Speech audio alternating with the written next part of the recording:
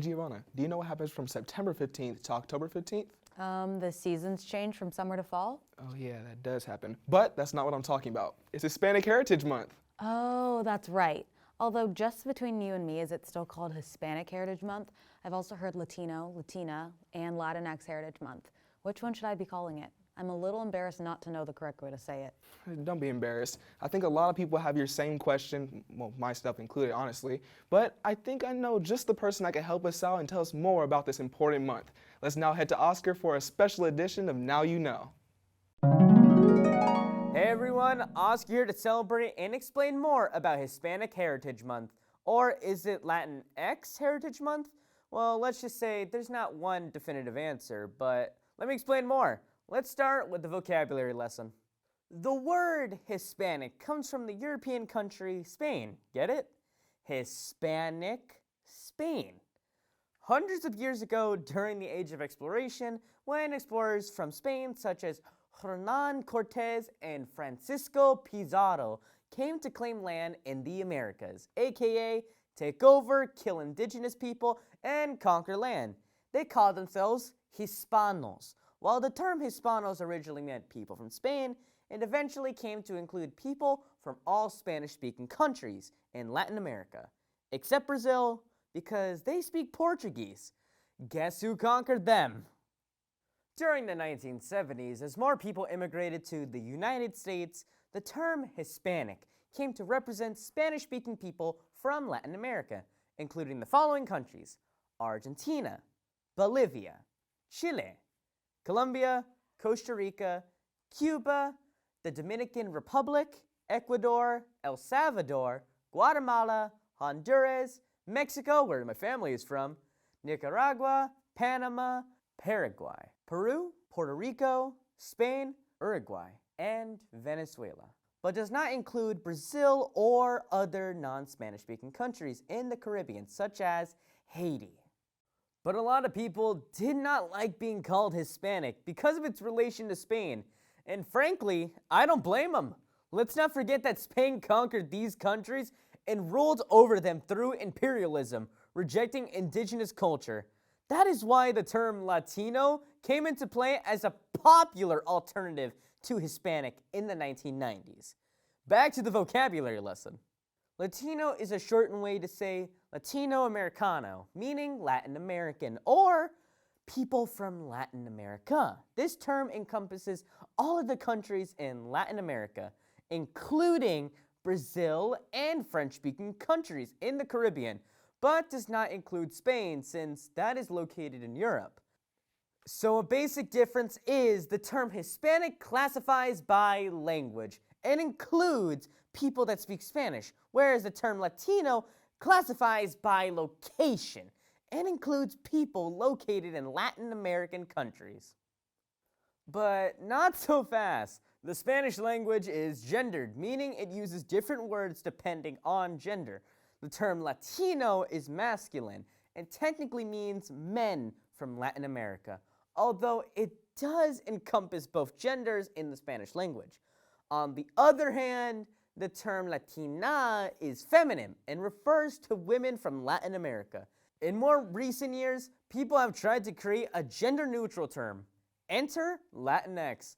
This word seeks to equalize men and women and include gender non-binary members of society, and was popularized by LGBTQ plus groups, mostly in the United States and not in Latin America itself. While the intentions behind this term are meaningful, Latinx may be more popular on social media channels than with people with Latin American heritage. A 2019 Pew Research study found that of Latino adults living in the United States, 76% had never heard the term Latinx. 23% had heard the term, but only 3% used Latinx to describe themselves. Of the people surveyed, adults ages 18 to 29 were most likely to have heard the term at 42%. But only 7% actually used the term Latinx. Some people are confused why it ends with an X. There is not a word in the Spanish dictionary that ends with X after a consonant. And truth be told, I don't know why X was chosen, but I do know there's a new term that's addressing people's concerns about the X. Enter Latine. Ending with an E, this proposed new term is a gender-neutral label that can be pronounced in Spanish. This newcomer on the scene hopes to be both gender and culturally inclusive. Here's the bottom line. There is no one correct answer here, because it comes down to identity. What do you want to be called? Someone originally from Spain likely refers to themselves as Hispanic. Me personally, I say I'm American first, Mexican second, and Latino third. I've always said Latino Heritage Month, but I could be convinced to change to Latina Heritage Month. No matter the label, this month is about celebrating the history, culture, and contributions of Hispanics, Latinos, Latinas, Latinxes, and Latines. No matter your identity, your culture is welcome here. Let's now hear from some individuals about how they celebrate this important month. Hola, my name is Sandra. We came to this country about 50 years ago, and this month is an incredibly important month for me because I celebrate my heritage. I start by putting on my special clothing like this huipil from Oaxaca. I also get together with family and friends and play loteria, yes! I consider myself Latinx now, but in the past, when I first got to this country, I considered myself Mexican. I would always say I'm Mexican.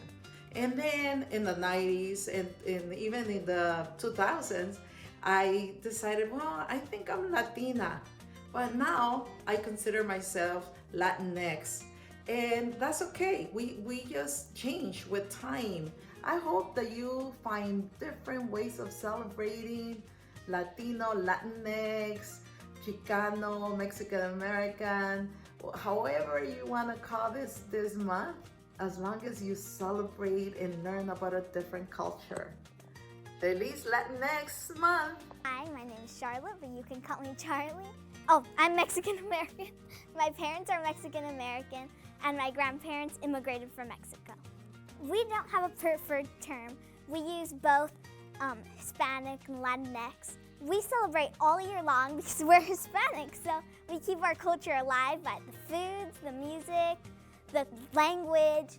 My favorite is the foods. Christmas, we eat tamales. For birthdays, we eat pozole.